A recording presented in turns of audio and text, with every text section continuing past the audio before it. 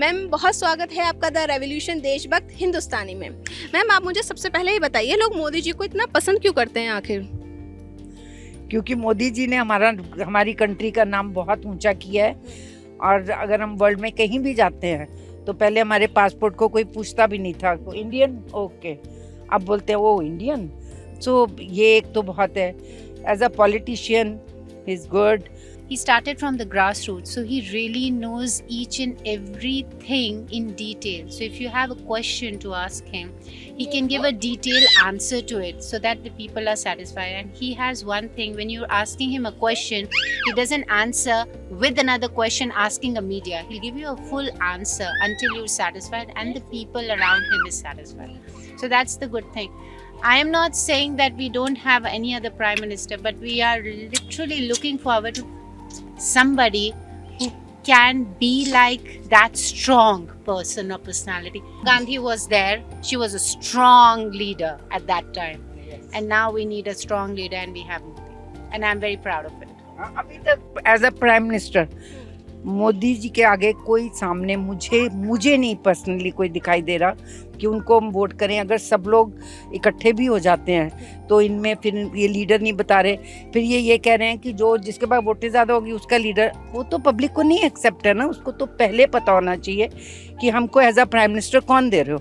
आप prime minister हमें दे दो कोई जिसको हिंदी भाषा भी ना आती हो, तो फिर हम तो तब कुछ नहीं कर सकते ना, बिकॉज आपने किसी को भी लिया है एज अ प्राइम मिनिस्टर। तो पहले ये बताना चाहिए एज अ प्राइम मिनिस्टर कौन है। जब सारी पार्टियां मिलके यही नहीं बता रही हैं तो फिर तो मोदी ही आएंगे, डेफिनेटली मोदी आएंगे। मैम आप मोदी जी के बाद आप किसको देखती हैं हमारे देश के प्रधानमंत्री के रूप में? अभी तो मोदी जी के सामने हम किसी को नहीं देखते। जब तक कि अपोजिशन की पार्टीज डिक्लेयर नहीं किसी को करती, हम कैसे देख सकते हैं? अगर आप नीतीश जी से पूछते हो वो बताएंगे बाद में। अगर आप राहुल जी से पूछते हो बोलेंगे बताएंगे बाद में। एज अ चीफ मिनिस्टर तो बताते नहीं है, एज अ प्राइम मिनिस्टर कैसे बताएंगे? ममता बनर्जी से पूछ लो, क्योंकि इन सबकी तो यही ओढ़ है कि मैं बन जाऊँ तो गॉड नोस कौन बनेगा और किसको सब लोग मिलके एक्सेप्ट करेंगे। तो इसका मतलब डिसीजन हमारा पब्लिक का नहीं हुआ, डिसीजन तो ये पार्टीज का हो गया कि एज अ प्राइम मिनिस्टर इसको बना दो। This is not fair. Prime minister पहले डिक्लेयर करो, फिर आप अपोजिशन के साथ चलो आओ। फिर अगर एक्सेप्ट है पब्लिक को तो मोदी जी के आगे अगर वो एक्सेप्ट है तो ज़रूर उनको एज अ प्राइम मिनिस्टर लेना चाहिए। मतलब आप मोदी जी को बहुत पसंद करती हैं? मतलब नहीं, हम मोदी जी के काम को पसंद करते हैं। एज अ मोदी जी तो एक अच्छे इंसान हो सकते हैं, हम मिले नहीं है कभी, लेकिन उनके काम और उनकी जो डेडिकेशन है ना कंट्री के लिए, कोई भी इंसान परफेक्ट नहीं है, कहीं ना कहीं तो गलतियां रिक्स होती है, लेकिन मोदी जी बेटर हैं बाकी सबसे। मैम आप क्या कहेंगी? मैं सिर्फ इतना कहूँगी कि अगर कोई डेयरिंग है आपके पास अपार्ट फ्रॉम मिस्टर मोदी तो खड़ा कर दीजिए सामने, क्योंकि he is daring and our country really needs a daring prime minister because we are around all the enemies.